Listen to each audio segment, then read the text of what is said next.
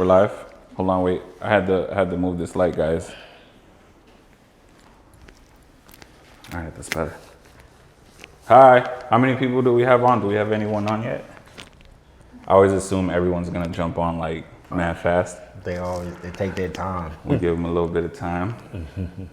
Say what's up. All right, so let's just get started.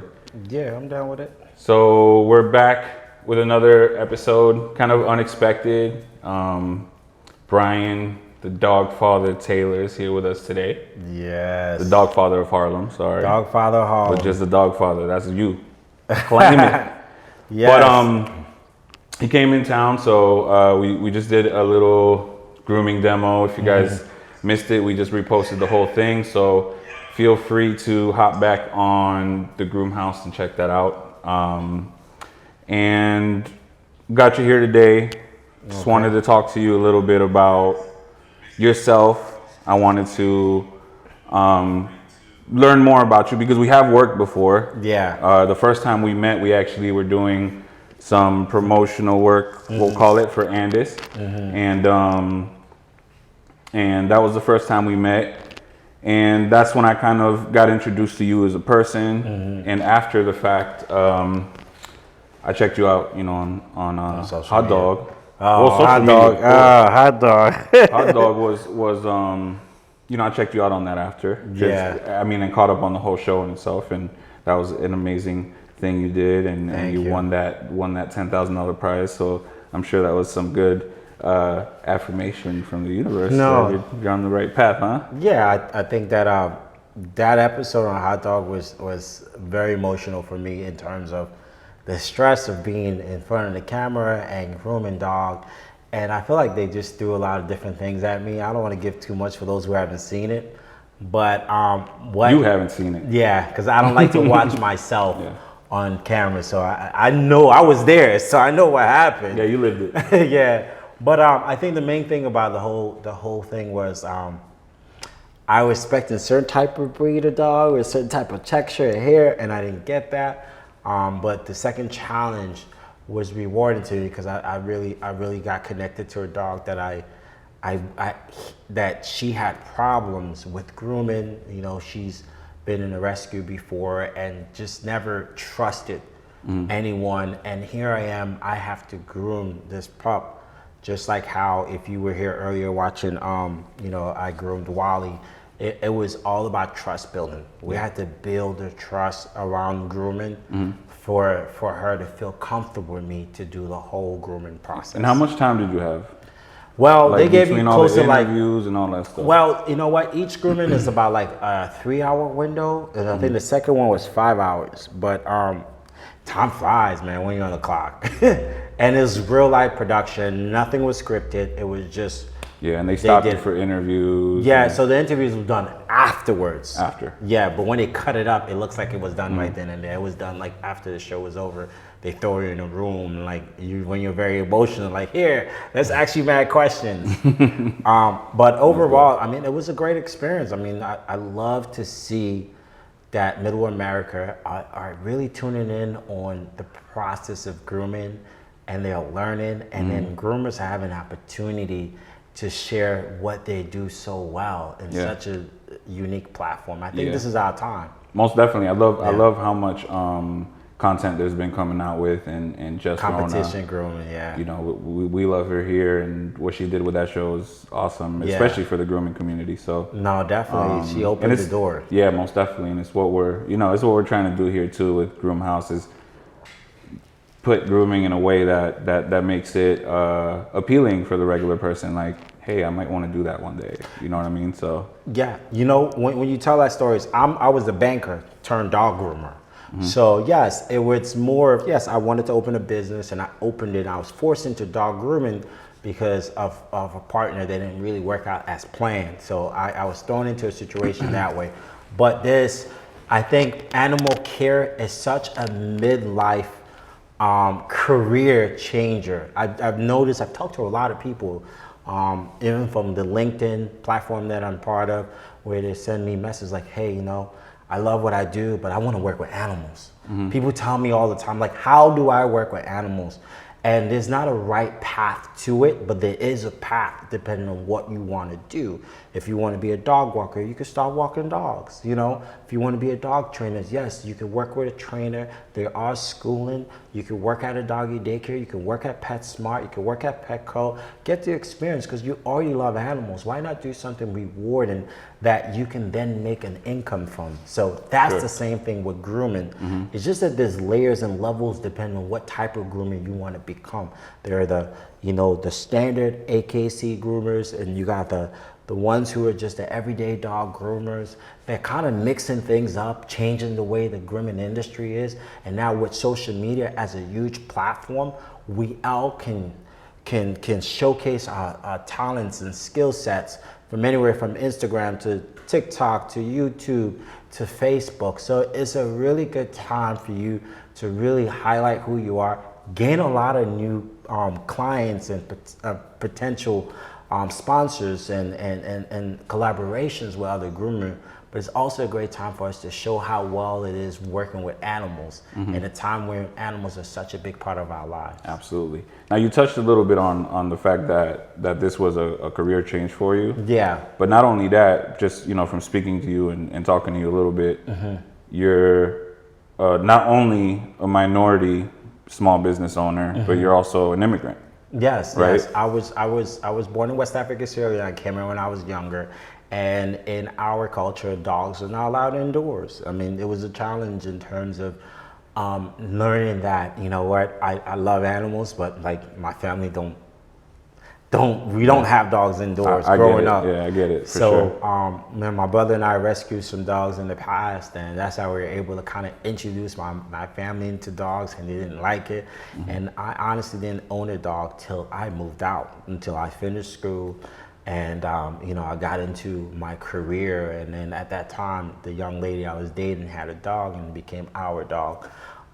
So the thing about just growing up and being here is great, because now here I am doing something and being a business owner and providing jobs for people who love animals. And so that's rewarding to me. But the rewarding thing is that I found my passion at a time when I was in a transition where, yes, I'm a banker, I'm investing, I'm helping people open their own business, but like I'm not happy working for someone else where I could be doing something that I loved.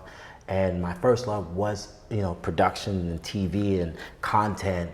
And then my second love was opening a business. And then when I was forced to be a dog groomer, I fell in love with it. The grooming industry overall, where like every time I put a dog on my table and I groom that dog, I never know how the end result's gonna be. And it's always a challenge in my head, like, wow, this dog's gonna look different. And that's what I'm in love with, is the whole process and the creativity around grooming. Dope, very dope.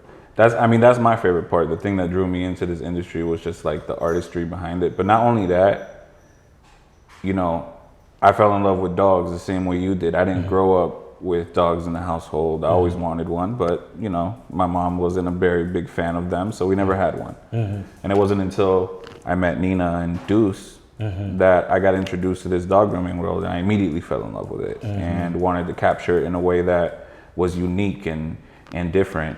And you know, now that we're on the topic, one of the things, and I left my phone somewhere, so I don't know the exact numbers, but I was talking to you earlier, you know, in the time that it took me, us Groomhouse, to get like 150 followers on TikTok, you got 30,000, right? Or 31,000. Yeah, I'm at 34,000 followers. 34. On TikTok. I shaved off 3,000. Yeah.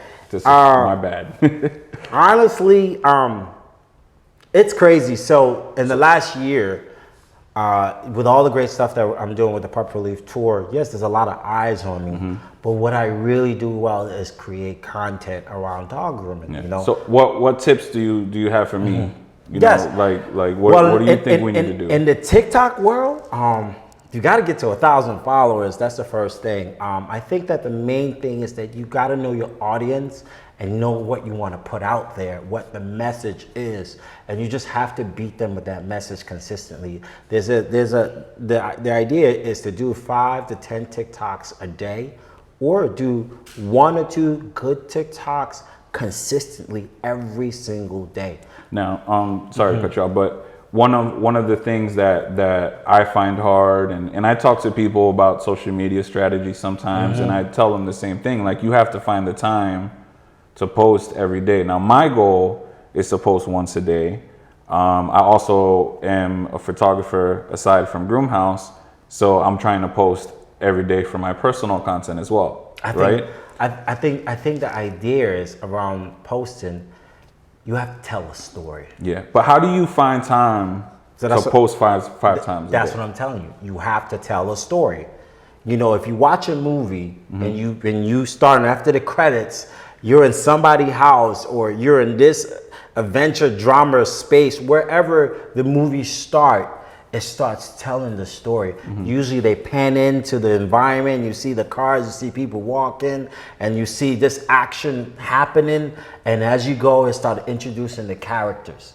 And as the characters come in, they have complexity, and you start understanding who they are. So in the social media world, is that you have to tell your story from the moment that you open up. So what works for me as a dog groomer, I start telling my story as soon as I wake up. I'm posting something about dog related. If I'm in the shop, I'm doing a dog grooming, I'm showing that. And if I gotta pick up a dog, I'm showing that. So posting to me is more about, I'm giving you a little piece of my story every single day. So that's why I can do 10 stories a day and be fun with it. Look for the most consistent music that's hot for the day. I throw it behind there, and I look for long hashtags, because I know I'm not going to perform really well on smaller hashtags like the FYP, because billions of people are doing it. I look for hashtags in the 100,000, 500,000, and then I use those hashtags there, and then I just try to be consistent with myself telling my story every day. Do you use any tools to find the hashtag? I don't use any tools as much no more. I just make long hashtags. I try to make hashtags when I go to the search. I try to make hashtags that I know people are watching, but it's not that long. And then I'm always on top of what's trending, and I try to find hashtags in that trending. But there are some hashtags generator out there that you can look and it tell you how well the hashtag performed. That I think the one I have that I used to use, but I don't use it no more. I use one called I think it's Flick. Yeah, Flick is a good one. Yeah, I use Flick because it tells you what's high, what's medium, what's low. But really having your own unique hashtag is good. But the whole thing is telling your story. So like, you're in production, you're dealing with people, you're dealing with animals, you're dealing behind the scene. Tell the story of behind the scene. People want to see the production before the production. And when you do that, they say, hey, today we're shooting with, what's the young lady for For the dog spot? Yeah. Maria? Maria, okay. We're shooting with Maria. Okay, here's Maria. She's prepping up her day. Boom, she got all her tools here. Good. Maria liked this type of lighting. Boom, boom. That's the story people want to see. And when you tell that, and then you say, hey, great. Make sure you catch the behind the scene, but hear what happened at the end. People like to see the whole thing because, mind you, due to the pandemic, people are very in tune in consuming content. So they consume content really fast and everywhere. So each platform, you have to find the type of content that tells your story and stick to that. Got you. So then the posting is easier. Yeah. Definitely, that's definitely something we're gonna try because I think that's awesome. But it's a job though. If I tell you it's not a job, it's definitely a job. Yeah, I get it. I mean, it's hard and but it's definitely worth the effort because, like you said, the importance of branding yourself and marketing and being able to get these sponsors, like that's what they're looking at. They're looking at the numbers and not only the numbers, but how you interact with everyone, the engagement that you get. The engagement, but it's also, they want to see authentic interactions. They want to see some transparency in what you do, and they want to see that you love what you do. I think those are things you can't make up. Yeah. Let me ask you a question. Like, so as a creator, and I just posted about this on like my personal Facebook, right? Like, there's times where I struggle with like the self-doubt, right? Like, is this good enough? Or I'll do a video and I become self-conscious about, maybe what I said or how I look. How do you combat that yourself? Honestly, I just put it out and see how it performs. You throw enough on the wall, something's gonna stick. There's nothing wrong with archiving or deleting the content that doesn't work with all your this brand. didn't work out. Yeah, there's nothing wrong with that. Yes, it may hurt the algorithm. See, but it's just really tell your story. Let social media and let all of your fans tell you if it works or not, and you will. You'll see if it works or not. But like anything with animals works. It does. If you just do it right and you highlight the animal in the safest way and loving way, you get all those nice visuals. You know, people love to see cute animals. Yeah, for sure. Yeah. I feel like, you know, on Instagram, we have a pretty decent following and we release videos and they get numbers, and those same videos won't do numbers on TikTok. So I think we were talking about this earlier, you know, like you were saying, the behind the scenes. I feel like TikTok is looking for more of that personal. You have to connect with people, not just show the dogs. Yes and no. You got to cut it up differently. You have to look at what's trended. You got to get the nice hashtags. Yes, it's great to put a face in front of TikTok, but it has, you kind of have to cut it up more and also follow what's trending. You know, use those sounds that people are using that's popular. You know what I mean? So yes, it shows the dog. Yes, it shows doing cute stuff. But like, you can't just do a well-groomed dog on TikTok and it's good. That doesn't work. You got to do that well-groomed dog doing a trick. You know, that well-groomed dog on the floor, happy. I rolling. Noticed Gabriel, which is Gabriel. Yes. He was posting the dog after it was done, just running on the floor, playing exactly. Playing That's what TikTok wants to see. Like he did, I love that guy. He did a dog that he turned into like a panda. Like he had the dog hair and then he flipped and it was a panda. Yeah, he got like 1 million followers overnight on TikTok. Exactly. So that's what I'm saying. That is a TikTok moment. But him actually grooming it, TikTok don't really want to see that unless if he did it live. You see what I'm saying? Gotcha. So that little TikTok moment that he did was more expression because people are consuming content like this, like really fast. They're just going through. You don't catch them right away. You don't catch them. Yeah, but they want to see 30 to 1 minute. That's why I tell you that's only 1 minute.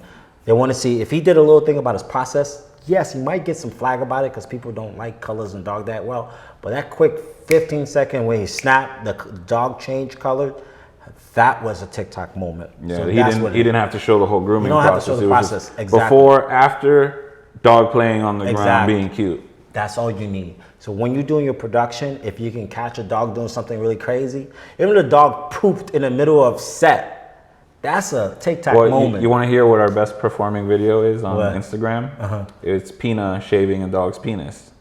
With the Montel Jordan song, "This Is How You Do It." This is how you, exactly. And that's our best performance. That's video. What people want to see. Really and weird. I mean, like we post stuff. You know, I mean, you see the setup, so we post stuff with the professional camera stuff and all this stuff. And it was not. It was a phone video of her just shaving a penis, and it's our best performing video. Exactly. And there's one that had the bling bling penis. That also was it does well. So it's like, just think about that. Think about people TikTok. love penises. Yeah, so that's what that is. So just tell your story. For all the groomers, whoever is watching, it's like, I just try to find ways to tell my story and be fun with it. Do we have any questions? Yeah. Oh, it's kind of, can you say it? Because it's I believe kind of you said You've been doing this for 10 years or so. What made the idea of grooming pop in your head? Wow. So, I'm from Harlem. So in terms of that's where I work, I was trying to prove a point to one of my friends. And the idea was like black people don't love or treat their dog the same way as, the white counterparts. And I was like, that is wrong. And I'm going to prove you wrong about that. So I've always tried to figure out what I wanted to do. I was 24. I was like, okay, I'm making money from the bank. I'm like, what am I going to do with this money? I can invest, I could buy a house. But like, no, I want to be my own boss. So I wanted to open a pet store because there was a need when I looked at the Harlem community at that time in 2008 and 2009. I was like, there's no pet stores around here. Where do people get dog food? There's no way, because if you look at how Harlem is a small area in Manhattan.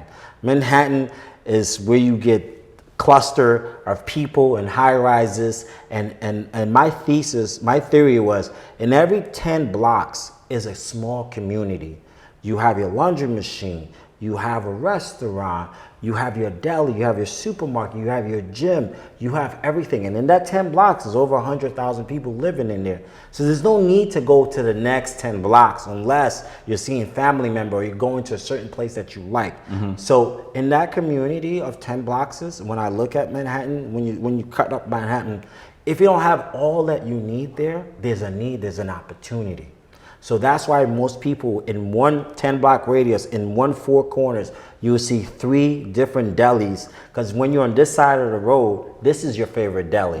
When you're on that side of the road, that's your favorite deli. So at the end of the day, you don't go. Yeah, that's how New York is set up. Yeah. So small business can do really well in New York, but that's why the cost per square footage is so high, because there's so much more opportunity to be successful. So I wanted to open a pet store.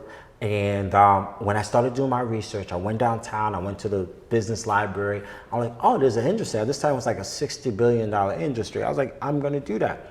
But what happened is one day this young lady walked into my bank and she had 3 dogs. And I was just so fascinated that she has 3 dogs. And I was like, what do you do? She said she's a dog walker. I was like, oh, this is dope. So that's how I got into the business, trying to help her build her business. And unfortunately, after 2 years of business, we just didn't have the same vision, and I had to step in and be a dog groomer solely on the fact that I didn't want this business to die out. You know, if I didn't step in, if I didn't go to school, if I didn't learn, then that business wouldn't have existed after 2 years, because our visions were so different and it was such a turmoil running a business together when you have partners. And that's a whole nother story, because this happens all the time. Even when you have documents and you have, you know, agreements online, if you guys are not connected on what the vision is as a business, it doesn't go far. So yes, that's how we started, as a business opportunity. Then I found my love, because when I started to groom, I realized I was really good at it and I had a natural talent. Yeah, so you're great with the dogs. I mean, we had, again, earlier he was grooming a dog, and we had Wally. We had Wally, who was his first real haircut. He had like a prior, he had a little puppy cut to get familiarized with it. But this was his first real haircut. He had a face injury, so he was already kind of scared of getting his face touched. And he wasn't the easiest dog to groom. Yeah. But you got through it in such a gentle way.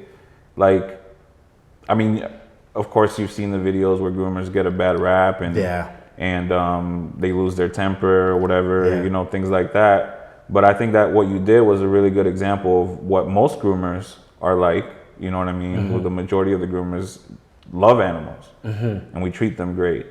And you did such an amazing job handling that dog, even handling Wally rather, even though he was a little, easy. You know, he wasn't easy. Well, I think that a lot of the grooming world, a lot of groomers are very gentle and loving people. Like, we're heartless in terms of, we don't know how to communicate with animals. Like, they don't know our language. So we have to read signs. We have to get a sense of what they're doing. But still, there are tools that we use to help us through the whole process. You know what I mean? So what I'm saying to you is this. We use the arm, we use the harness in terms of the groomer loop. And and we use, sometimes we use muzzles, and we use, what is it called? Cone. E-collar. E-collar. And these things are used to help us keep control of the dog so we can groom the dog. But for a person who doesn't understand dog grooming process, they're looking through a window, or they're looking on social media, or they're thinking that we're being rough on this dog. They're thinking that the dog is scared. That means the dog is scared of us. Or they're thinking that there's something the groomer is not doing right, because in their eyes, they haven't really seen enough positive experience in terms of grooming, in terms of people taking care of animals. So groomers have to deal with that. And most of the time, those are pet parents who are not educated about the process of grooming. Even some of the tools, like you mentioned, that like the e-collar. Not just that, but the grooming loop. I mean, Yes, it looks like a tight, noose. Yes, exactly. But it's not. These products are made by manufacturers that have studied and understand the grooming and say these are the stuff you would need to be able to secure the dog, especially when you're learning how to use. And then on top of that, I don't want to say learn. I want to say on top of that, with your animal handling skills, because that's also a big part of dog grooming that's going to help you accomplish your goal. Yeah. So pet parents don't realize that grooming most of the time is keeping the dog safe and making them feel comfortable for us to do something that is super stressful and that they don't like. So I encourage every groomer to show your process to pet parents so they understand your process versus, okay, man, drop off your dog, come back in 3 hours. That is all great. That's the old way of doing things. It's amazing. Yes, we have some helicopter mom and dads. That's okay. But show a little bit of your process. Let them know what it takes to groom your dog so that they will understand what is behind it. And then you know what? They already knew. Because they tried to bathe their dog and that dog ran underneath the table when they couldn't dry it. But they think like, oh, the groomer can do it. No, we can't. We still have to go through the same process of struggle that you had to go through, but we have to do it in the most humane way so we can get the job done. Yeah, At the end of the day, all they care about is my dog groomed or not. So I encourage groomers to show a little bit more of that, be very transparent, and set the expectation up front.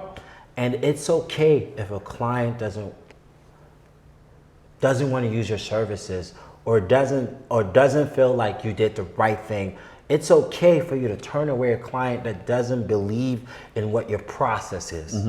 Because there's another client down the street. That client is just holding up traffic. Yeah, for sure. So that's my whole thing with groomers. If you focus on your process and understand what you're comfortable with doing, how you're willing to groom, you're gonna have those clients who feel and love you for who you are, that want your services. But set the expectation and rebook. Rebook at the end, because if you build your consistent clients that come to you regularly, that dog's comfortable with you, you're using the same process over, and at the same time, that coats get better when you use the same shampoo and conditioner. So that's my advice to groomers. And then pet parents, like, educate yourself. The grooming process is very stressful on the groomer, on top of that, on the dog. Well, doubling back a little bit what you were saying,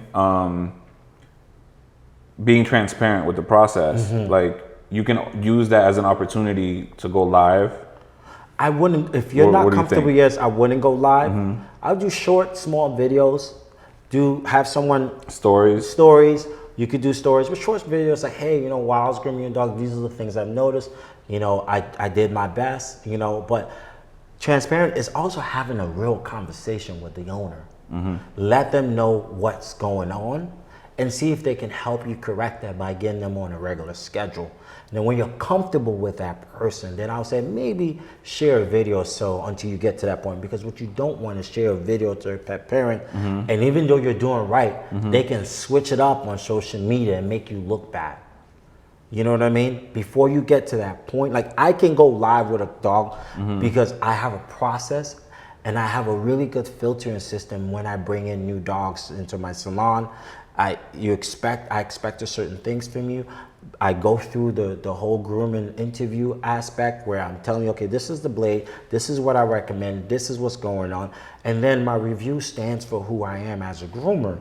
So yes, I may have 1 or 2 bad reviews there, but like, my process is very transparent. So that's when I can go live with a dog. But I wouldn't recommend any groomer to do that until you put certain process in place, so that you know that if you ever do want to show a pet parent, you also can cover yourself because you've done the right thing.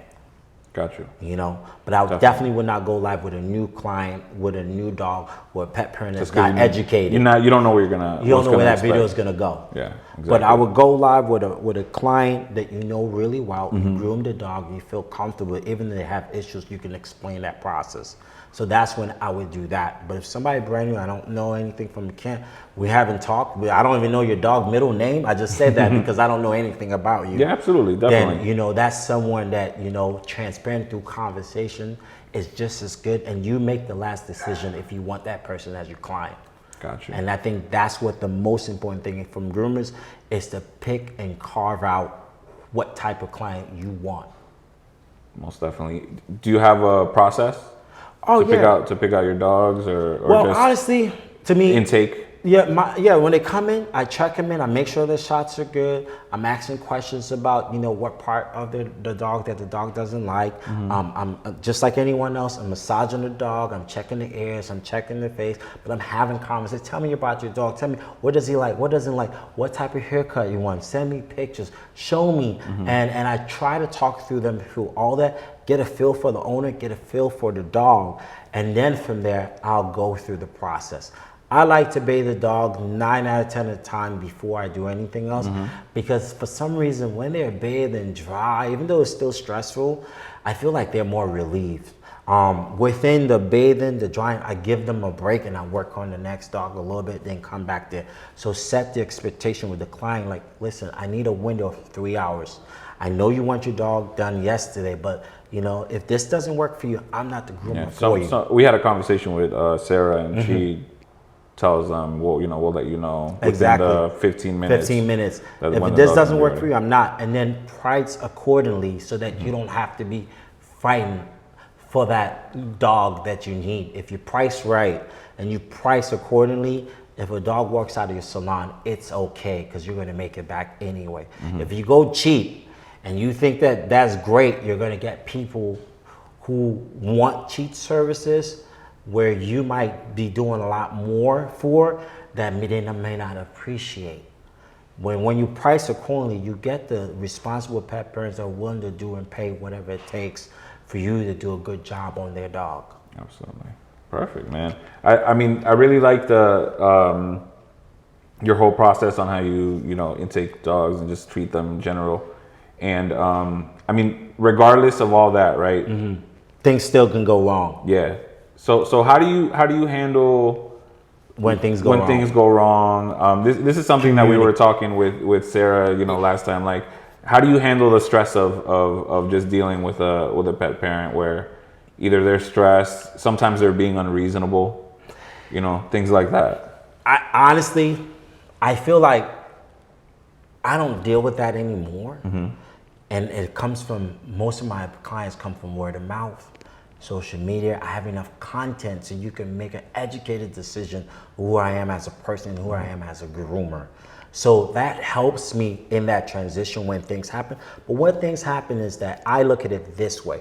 If I felt some type of vibe from you, or I felt some type of vibe from the dog, or the dog is not in great condition, and I decide to take in that dog and something happened, no matter what, I'm fully responsible for that.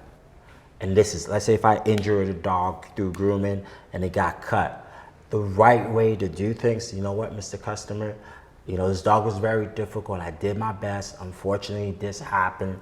But you know what, as a business professional, I want to make sure that your dog is completely safe, and things like this can happen, but at the same time, I want to make sure that I'm on top of it. So I'm going to take care of the vet bill. I'm going to make sure this dog's good. Let's get this dog in the next 10 days so we can see how he is. I don't want this to scar him as in the grooming process. So it sounds like a lot, but I'm not going to go back and forth with somebody for $150 or $500. I'm just throwing it out there because New York is expensive, where I'm going to make it back up, or if I could send that to my insurance company.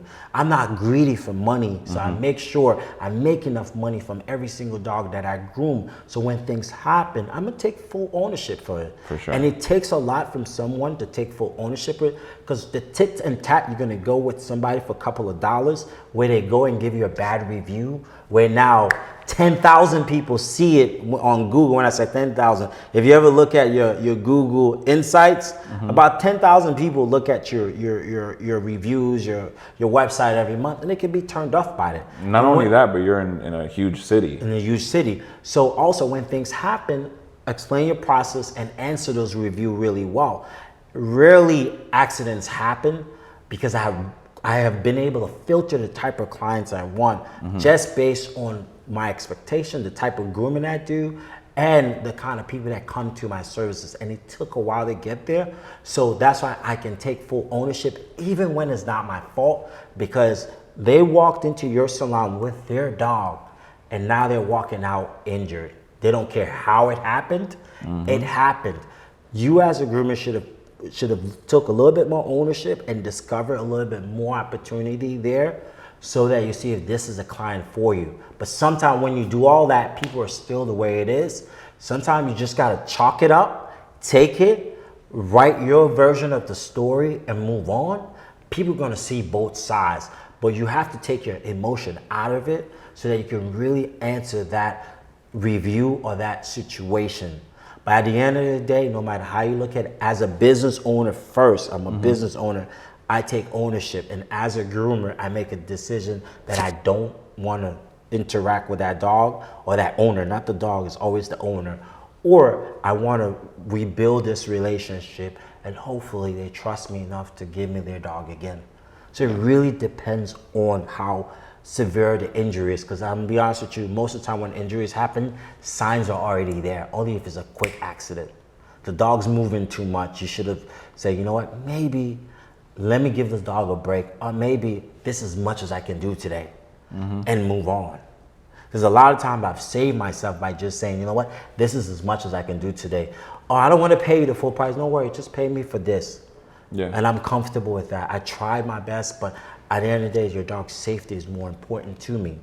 And then I move on. I'm going to make it off the next dog anyway. Absolutely. But if you go tit for tat for those couple of dollars, as a business owner, it just hurts you more. Yeah, it could turn into an accident, especially rushing. Not even that, but that tit for tat for a couple of dollars Oh, yeah. can hurt you more from the clients who've never been to your salon. Yeah, bad reviews. Yeah, etc. not even bad reviews, more of not how you handle the situation. Because you're gonna get bad reviews. It's how you handle and explain. Okay, the dog injured, I took responsibility, this what happened. At the end of the day, I did what I can. The dog had issues right there, but you know, if anything you need, I'm always available for you. Let's work through this process with this dog so the dog can feel trustworthy in the grooming. Yeah. But I'm like, oh, well, the dog moved too much and he cut and I told the owner, that's not. Yeah, you got to take full responsibility right away. Take full responsibility when you can, but explain the whole process so that your next, because now it's like Judge Judy. You're actually explaining your case to your potential new clients. It's not the one that you just had the incident with. Yeah. And if you're not able to explain it properly to your new clients or potential, you lose business, and that's how people get really bad reviews. Yeah. You And know? the follow-up is important too. Follow up, yes, 10 days, whatever the injury is, follow up, come back. Giving free or discount or this, that don't work. Nobody wants that when their dog's injured. They just want truly honest and transparency. Perfect. Awesome. Now, moving a little bit on forward with to just back to grooming, right? You did, and this is something that I learned from you when we first met, but you were doing the pup relief tour. Yeah, the pup relief tour. And which is, tell the people a little bit about what you were doing. Tour. Oh my God. The Pup Relief Tour was an experience, and it's still an experience, where we are just making it fun for groomers to be groomers. We're making it fun to connect people through the love of dogs, and also to create awareness around African Americans being in the pet industry and growing. It's open to everyone on this tour now, but it's a great time. If you're a salon owner in the middle of nowhere and never worked with an African American groomer, you want to work next to them, or you want to collaborate with other groomers of different skill sets, Pup Relief Tour is an opportunity for you to do that. Because we're bringing people together and we're working together as a one squad, and we're grooming dogs and we're giving back to the community, whatever community that we choose to work with.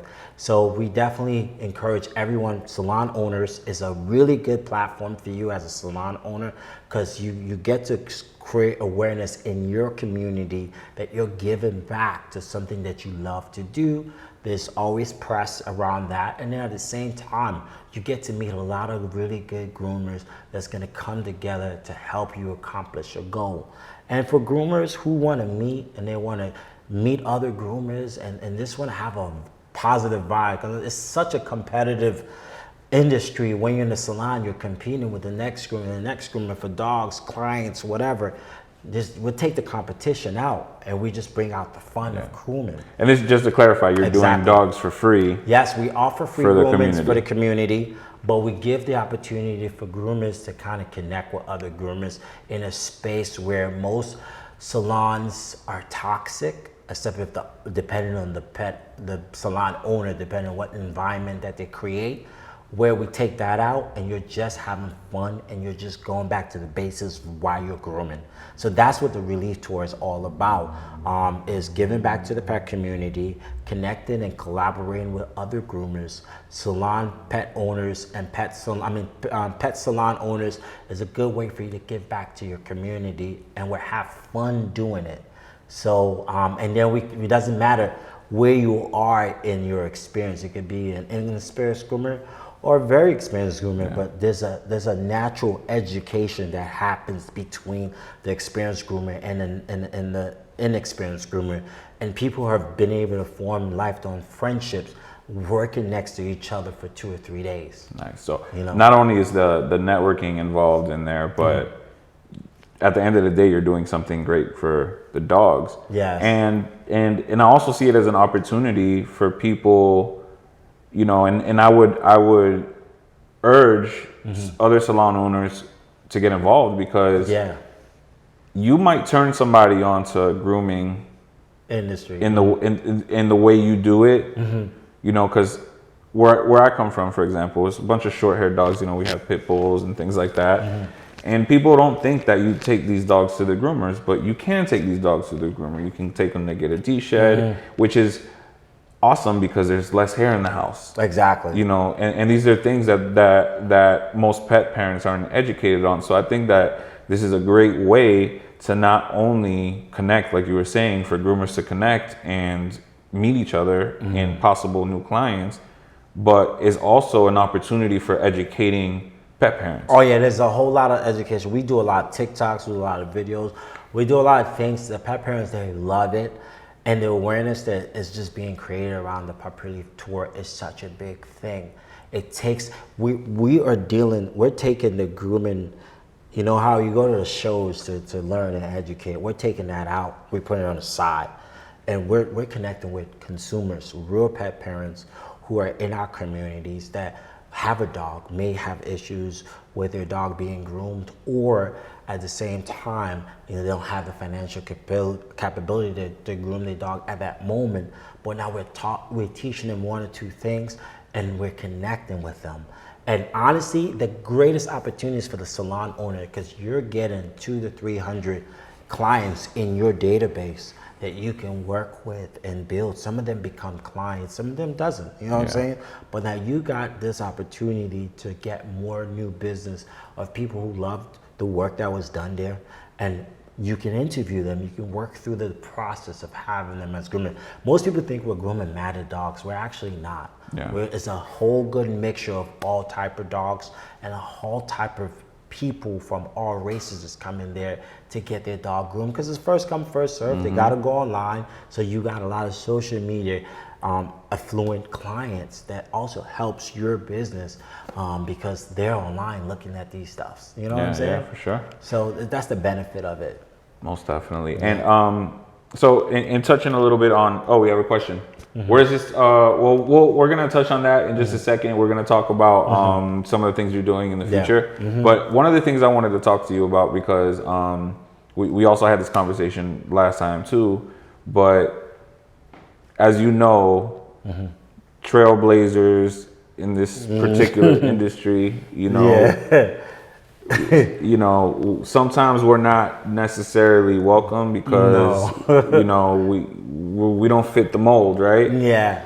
So you've obviously dealt with some people not happy about what you're doing, thinking that you're hurting their business, and not seeing it as an opportunity for themselves. Exactly. So how do you deal with that criticism and just keep it going no matter what? I mean, now I just kind of like fly over it. I don't pay attention to that. But in the beginning, and then I'm gonna give you a good example of what happened, because it hurt me later on, and I realized how impactful social media is.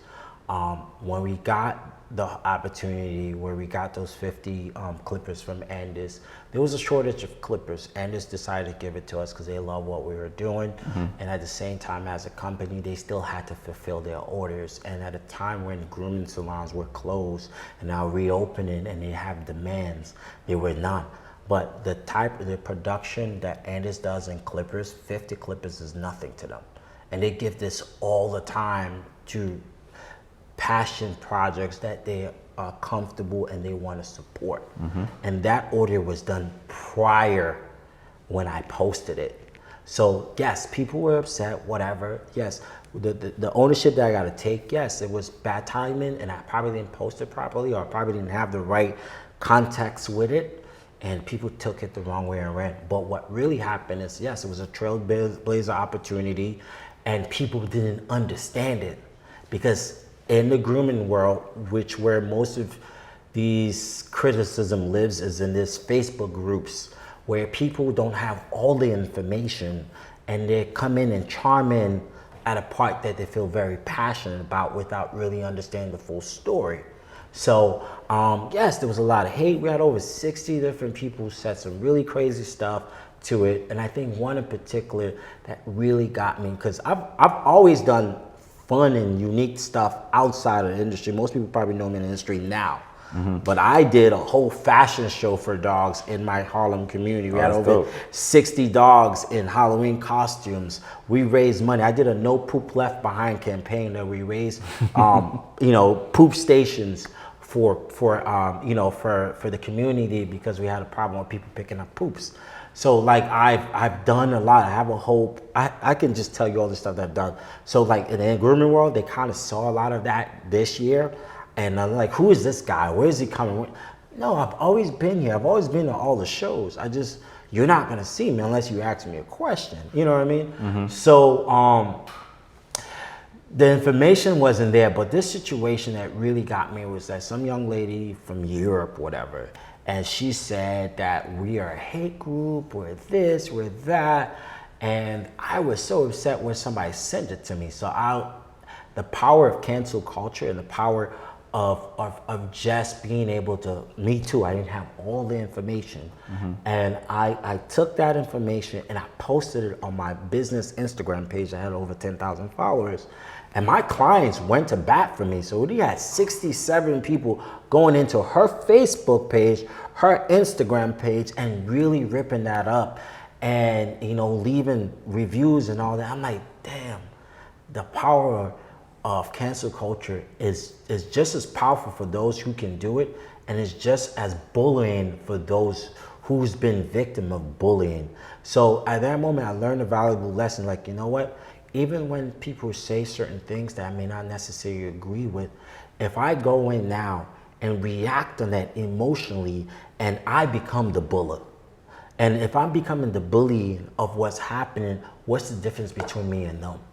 You know what I mean? So I learned at that moment and I deleted it, and I would personally apologize to her. I don't think I feel the need to, but because she said some really horrible stuff. But at that moment, I felt so bad after it because it's like, oh, I'm getting revenge because of all these other people that have done it. Now I picked this victim, and I'm like, at the same time, that wasn't good of me. I just became dumb. So I learned that at a very earlier age that I didn't need it to be the bully. I just need to let people say what they have to say. Just let it go. Explain what you can and move on. Because at the end of the day, they're not putting money in my pocket. They're not serving my purpose and my passion. So at the end of the day, why get down to their level? You know what I'm saying? I think that's an amazing point. Like even you telling me is making me think of myself, especially lately with all the craziness that's been going on. I always want to chime in. Nina yells at me about it, but I can't help it because I feel some type of way sometimes and I want to chime in. And that's something that I've been learning. You just got to let that shit go. What's the point? Yeah. What's the point of feeding into the negativity and all the bullshit? But you know what's great? That help push the algorithm. It gets you more people to watch your content and people can make a decision about what they think. A lot of people came and bat for us too. They bat for us, but tagging you. They tagged us, they liked us, they went and talked. But some individuals, you're not gonna make everyone happy. So that was a lesson that I learned that I'll say I would never do anything like that again because it takes away from what my goals are. My goal is to inspire African Americans or any young person that wants to get in the pet industry, and also to let groomers know that, yo, there's money outside of the pet industry. You can be a thought leader.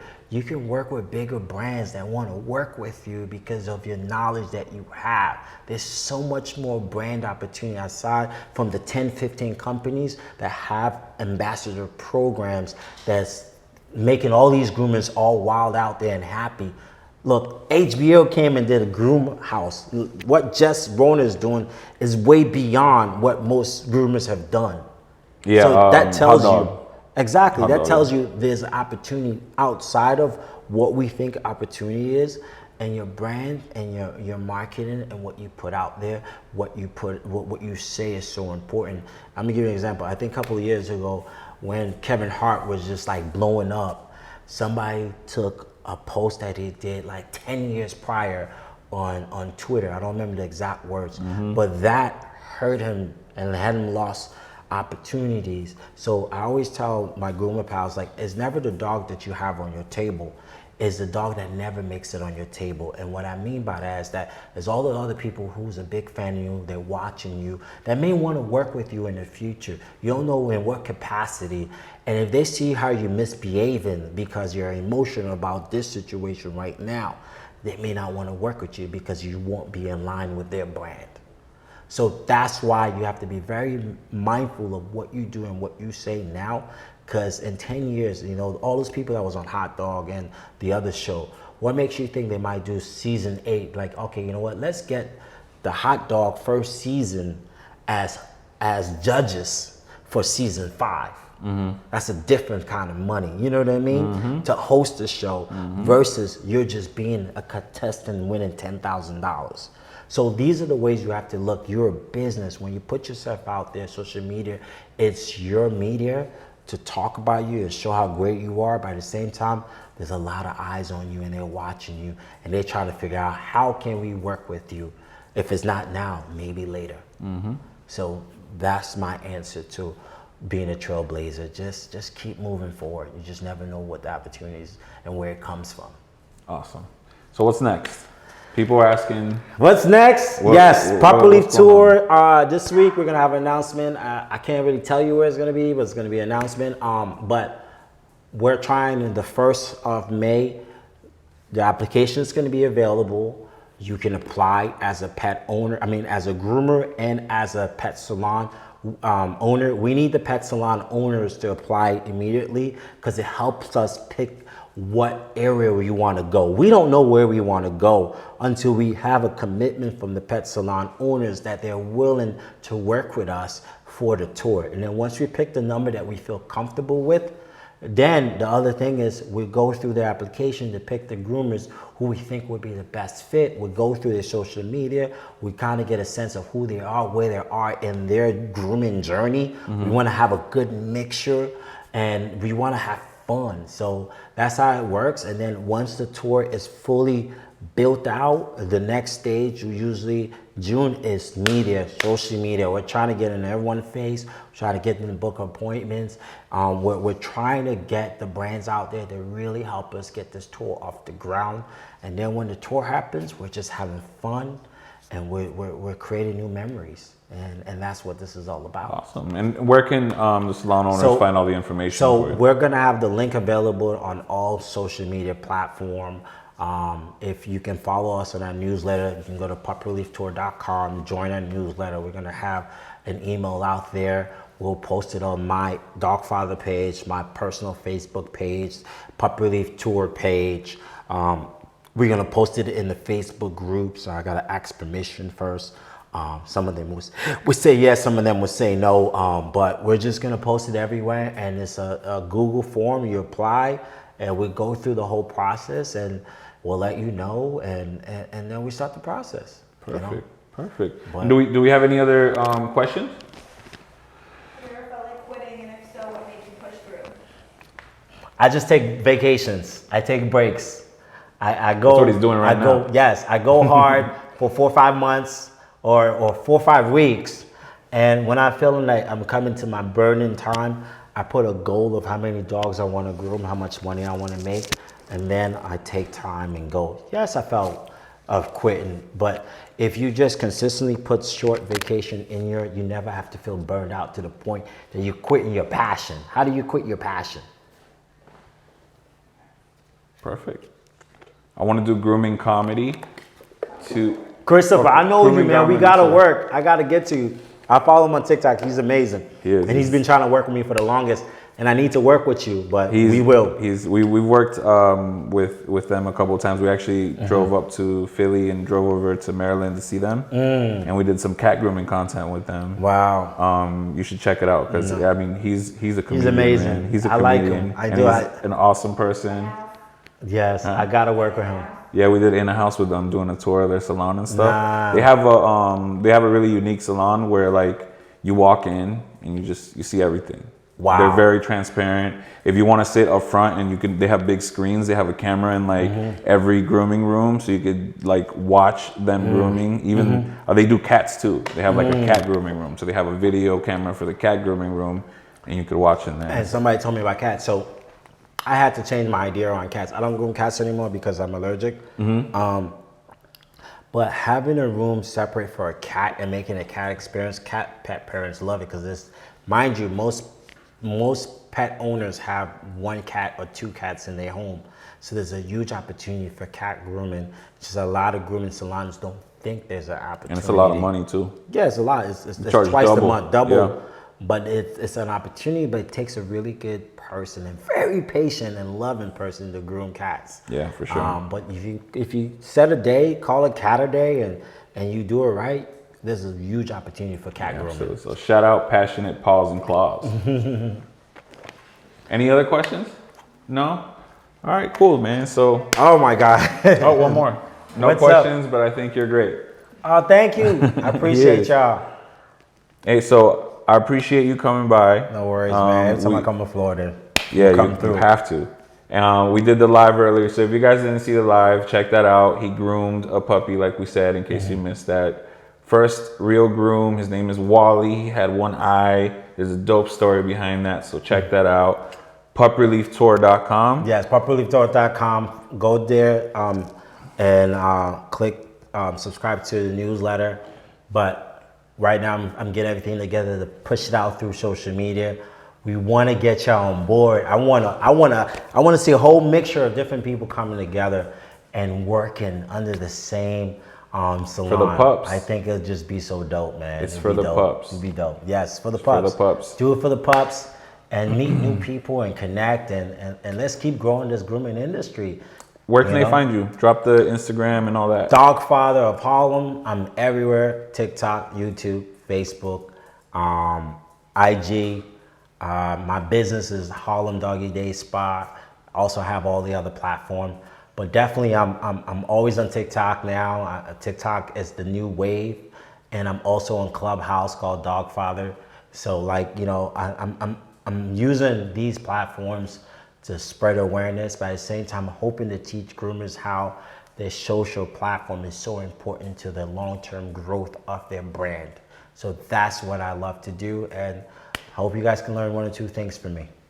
Awesome, man. I appreciate you coming Thank through you, again. man. I appreciate it. It's always great to have you in the house. No worries. And thank you, everybody, for tuning in. If you have any other questions, feel free to hit us up and we'll get them answered for you. Thank you so much. Appreciate Bye. y'all. Peace out.